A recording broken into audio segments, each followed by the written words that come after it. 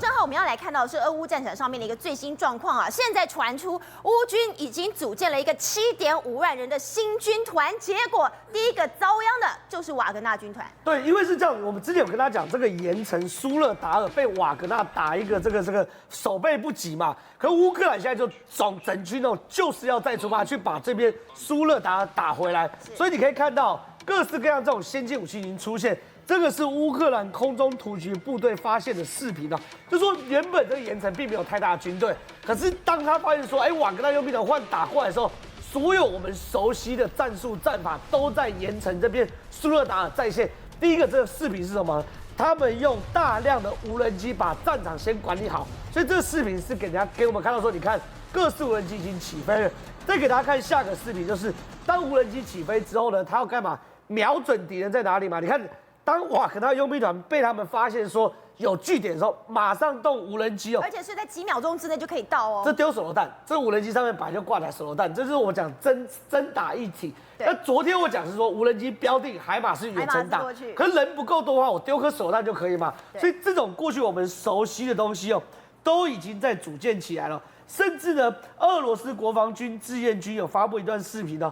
一样就我们讲，你看，这就是如果发现人多的话，而且据点比较重要的话，那就不要丢手榴弹了。我远程先把你锁定，锁定之后呢，然后呢把坐标传给在后方的海马斯或者 M-1，你看做精准的打击。而且呢，乌克兰哦真的是火大，乌克兰现在打俄罗斯哦，连所谓的极速炸弹，就是子母弹都用了，美国给哦，这东西是很夸张。这是 M30A1 型的这个所谓的极速炸弹，就是子母弹。因为呢，他们知道对手是瓦格纳佣兵团，瓦格纳佣兵团相较于俄罗斯的正规军哦，瓦格纳佣兵团虽然比较骁勇善战，可他们的这个装备比较烂，大部分呢都是赤裸的嘛，就是一般单兵。他们后来发现说，用这种极速炸弹、子母弹打特别方便，而且这个 M30A1 哦，你可以看到它是用所谓的海马式火箭的车载可以发射的，发射出去后呢，可以射出18万枚的钨钢片哦，很夸张啊！18万枚的钨钢片打击范围多少呢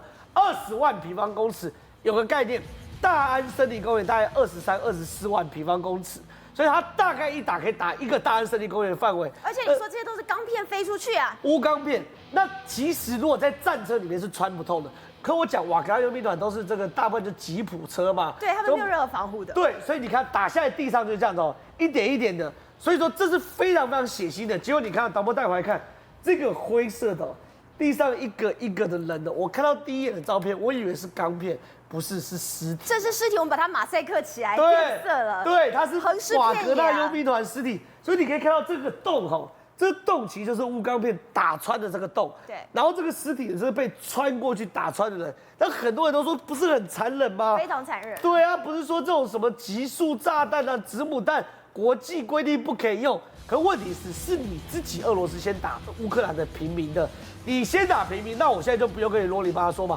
所以这种极速炸弹呢，现在包含英国、包含美国都给俄罗斯非常多的极速炸弹，它就是为了要说什么呢？你对我残忍，我对你更残忍。那现在大家担心的战争会什么呢？担心战争呢，我会重演攻打基辅的状况。什么意思呢？还记得去年2月的时候，那时候乌克兰呢，就是跟白俄罗斯在做军演。军演到一半的时候，忽然就挥兵去打基辅了嘛？因为他们就是一支军演的军队，就一直停在那边啊。对。那时候想说他们在干嘛？就是去年的这个时候，现在要故技重施吗？对，现在就故技重施哦。现在发现哦，俄罗斯在1月16号跟2月1号跟白俄罗斯召开联合军演。那这联合军演的过程中呢，其实哦，乌克兰还有美方北约有去监测到，有大量的运输机跟直升机飞越到所谓的白俄罗斯境内。是运输机是什么？载人、载坦克、载重武器嘛。那战斗机是干嘛呢？在那边停，就是为了到时候直接去出发，提供空优嘛。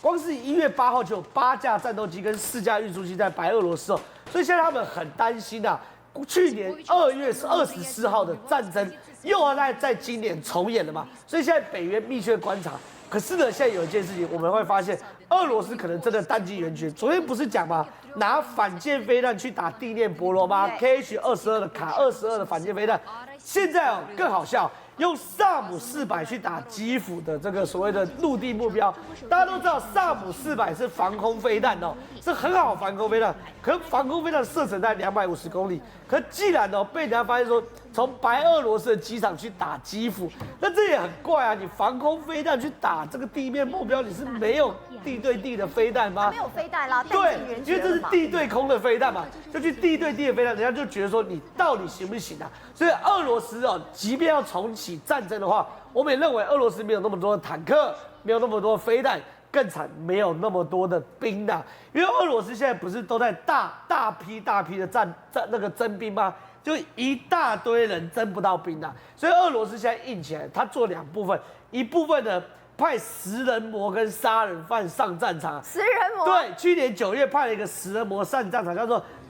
科马罗夫。这个食人魔是他在平常这就科马罗夫，你看他被拍的时候有表情有多不屑，还比耶。他是开车在路上的时候被拦截以后发现他的后车厢里面都是死人的骨头啊，太恐怖了，他吃了非常多人。吃人啊！现在普京就说，不然你去打仗好，你加入瓦格纳佣兵团。而且他怎么说啊？他说啊，这个食人魔他其实是表达愿意参军意愿，因为他觉得他可以贡献他的专长。好，现在食人魔上战场之外，连杀人魔，俄罗斯要派一个背负82条人命的杀人魔也举手说，哎，不然你也派我上场。这是食人魔上战场的这个照片哦。对，他有真的上战场，还有拍照哦。然后呢，杀人魔说他杀82个人，他永远出不来嘛。他说不然这样好，你也上战场好了，那你上战场我也可以这个6个月叫你特赦，所以真的派不出人的啦。然后呢，这个我们现在刚刚看到那个画面呢，是俄罗斯兰坡，他拍战争片哦，专门拍战争片。他是一个战争英雄，电影里面的战争英雄。普丁是他粉丝哦，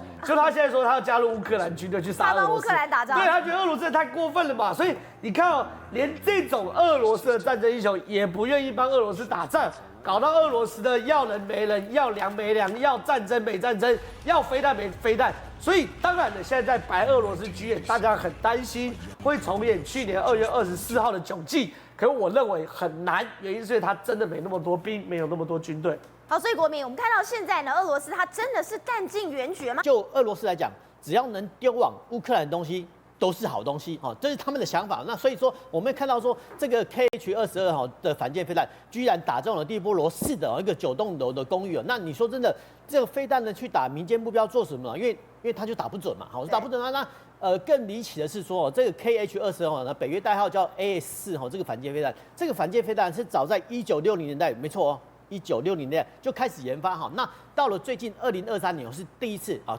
算是它的实战经验哦，所以没想到说，俄罗斯呢居然用1960年代的飞弹拿来用在2023年的战争，说真的，这个是人类史上的一个奇迹啊。那当然了，乌克兰也是接受很多国家的军援啊，包含以前我们看到这个画面上右边画面上右边的当时候呢，欧美国家是援助这个乌克兰什么武器呢？比如说刺针飞弹，就短程的刺攻飞弹，或者是说标枪飞弹这种所谓的反战车飞弹那不管是标枪飞弹或刺针飞弹它很方便，就单兵可以携带单兵可以携带呢，它可以发挥不对称作战的方式就是说，用一枚飞弹击落一架飞机、一辆战车，这个叫不对称作战。那可是呢，这些飞弹呢，它有一个缺点，就是说，它的单兵携带很方便问题是好像没有办法走远嘛，对，没有办法走远，所以其实后面呢，其实欧美国家援助这些乌克兰很多种武器，包含美国、英国、法国、德国通通来比如说像德国呢，像目前呢，它援助这个所谓豹2式，然后呢。英国呢居然是援助这个挑战者2式，那美国呢援助这个史崔克轮甲车啦是 M2 这个所谓的装甲车那这些装备呢基本上来都算是这些国家的现役装备当然是比较刺激的，但是无论如何就是说这些战车跟甲车提供乌克兰守军什么样的好处呢？就是说我们看到说以前呢是静态的手势作战，现在不对现在提供你战车甲车做什么呢？因为战车、甲车它可以机动，它可以跑。换句话来讲说，美国呢援助乌克兰这些装备要干什么呢？要让乌克兰反守为攻。那其实我们也想到说，下一章我们想到，最近的新闻说，好像有一批乌克兰士兵去飞到美国去接受这个爱国者飞弹训练哦。的确，说到爱国者飞弹，其实台湾人也很有感啊，因为这个爱国者飞弹其实我们也有，但是问题说，就像你刚才讲的，现在呢这一批乌克兰的士兵，他们到美国去接受训练，如何操作这个爱国者飞弹，短期之内他们真的学得来吗？当然是不太可能，因为其实我们看到，不管我们刚刚讲过刺针飞弹或标枪飞弹，那基本上讲，那训练期程很短了。那讲白点哦，大概1-2天哦，其实你我都会哦，这个是当然要实战经验去累积的。那至于说哈，比如说操作战车，战车的部分呢，其实大概因为它要4个人到5个人操作，所以其实它要协同训练，基本上2到3个月。那至于说这个高阶装备，爱国者飞弹或者说其他防空飞弹，基本上都要受训1年了。所以其实我们在看说这种防空飞弹组成，一般来说哈，它包含比如说雷达车、射控车，还有飞弹发射架哈。那这一组人，我们叫飞弹发射连这一组人，他必须要协同一致，好，就是说你接到资讯，然后我发射按钮，这个都需要长时间的训练。那现在这个新闻传出来说，有一批的乌克兰士兵要去美国的阿拉巴马州的协堡受训，那不对啊，那我们就问说，现在在乌克兰境内操作爱国者飞弹的人是谁？好，那有2种说法，一种是说乌克兰人早就派军官去受美国训练，然后所以现在可以接装。那另外一派的说法比较离奇，就是说其实现在操作爱国者飞弹不是乌克兰军队，那是美军吗？居然是美国的技术人员。所以其实这种说法呢有一个缺陷，就是说很可能是乌克兰他用新闻来作假，说偷天换日来让大众拍说其实这操作是乌克兰士兵，但是呢实际上是操作者是美国的技术官员这个是有可能的，因为其实现代化的武器系统，其实尤其是爱国者飞弹，它的训练时间相当长了。那你说现在派人去受训，那搞不好1年半之后才回来，那这个来不及。1年半哪来得及？对，来不及啊。所以其实说真的，这个是蛮奇特的。所以我们要看新闻，要看到这一点。那除了美国之外呢，现在没想到说意大利呢也援助他们的防空飞弹过去那意大利援助的防空飞弹叫中程防空飞弹系统，叫 SAMP 飞弹那意大利呢援助这个防空飞弹，说真的也不离奇啊，因为说真的是在美国总统拜登再三劝说之下，意大利呢把这套先进的防空飞弹系统给了乌克兰。那我们比较离奇的是说，意大利境内呢只有5个连的这个 SAMP 飞弹，它居然拨了1-2套给这个乌克兰，算大方。对，显见第一个美国压力很大，那第二个说这型飞弹呢专门是拦截这个俄罗斯射过来巡弋飞弹，甚至呢部分的伊斯坎特这种所谓的弹道飞弹，所以其实不管是美国的援助的爱国者飞弹，还是说之前的国家先进飞弹系统，还是说德国的 IRIS， 甚至连意大利呢现阶段讲都援助这种中程防空飞弹给乌克兰。那乌克兰呢未来呢在对付俄罗斯射过来巡弋飞弹或弹道飞弹会比较有把握，那对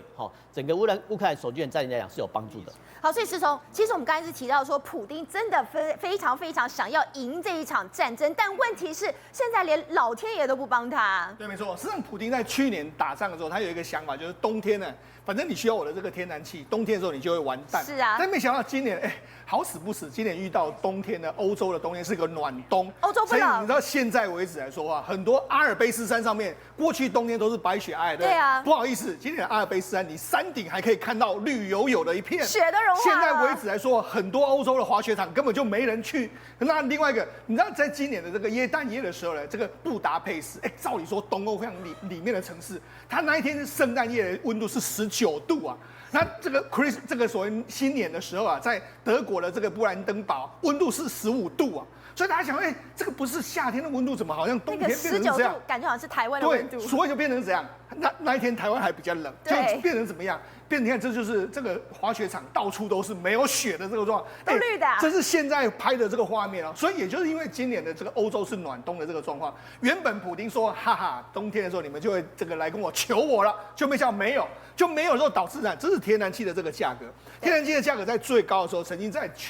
在前年的时候刚开战，在去年开战没多久的时候，曾经来到200兆瓦小时这样一个状况。对，就没想到现在呢一路往下跌，这个已经跌到约莫是只有40几欧元的这个状况，就跌幅相当重。也就是说，现在为止来说啊，其实这个欧洲已经完全没有在。普丁勒索失败了。对，他完全没有来理你。那不只是老天爷没有帮助他，因为今年的暖冬效应消失之后，整个油价就开始大幅的滑落。对。那油价大幅滑落之后呢，现在油价已经跌到这个70几块一桶这样一个数字，就连带因为之前的时候，美国跟欧洲各国有设限一个，就是你每天最高的这个国际上你可以买这个俄罗斯油，但是你只能60块。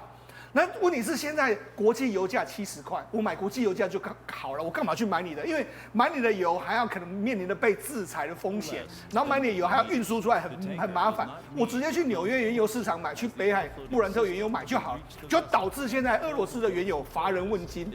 你知道它现在整个价格的一路的滑落，你看它现在乌拉尔油的这个价格是55.6，比西方世界规定的60块都还要更低啊。所以也就是说，它现在等于是每天产油大概就亏1.7亿美金。它现在是每天亏这么多，对，每天是失血在卖这个油，所以对他来讲话，原本他希望用能源来勒索你的时候，没办法勒索，反而是现在有到头又赔的这个状况。好，那不是只有这样，现在因为整个俄罗斯被制裁之后，很多有钱人呢，现在陆陆续续都离开。你看这是怎样？这是现在为止来说，还是很多的俄罗斯人民众准备要离开。其实也是跟经济有关系啊，俄罗斯整个经济都快垮了。对，没错。他现在为止来说，2020年的2020年的经济确定，2022年的经济确定是衰退的一个局面。那未来几年可能会更惨，因为现在的这个整个这个所谓经济封锁，这个苦果才慢慢显现。所以现在是有钱人呐，还有你可能我可能有在国外可以拿一些美金的人才，包括说 IT 人才或是一些有专业人才都完全往外跑，所以等于是俄罗斯面临到经济可能是衰退。另外一个就是你现在整个人才外流的状况非常严重，那甚至俄罗斯的富豪也想要跑，所以现在等于是俄罗斯你因为战争的关系，你根本是留不住人才的一个非常窘困的这个画面。那甚至呢，现在这几天即将要举行叫世界经济论坛。那世界经济论坛来说，过去一段时间都是各国领袖都会参加，对，结果事实上这一次呢，他就把这个普丁呢，从这个所谓的这个名人录把他剔除出去。那这个非常非常有意思哦，因为他被剔除出去了，但是这个金正恩目前为止还留在这个名人录里面。意思是说，连金正恩都可以参加，但是普丁不能参加。你要比金正恩更加罪大恶极的一个状况。所以你看，事实上现在为止来说的话，整个经济面上面来说，对俄罗斯也相对不利。所以我才说，今年再继续打下去的时候呢，我觉得这个天平是慢慢会站在乌克兰这一边的一个情形。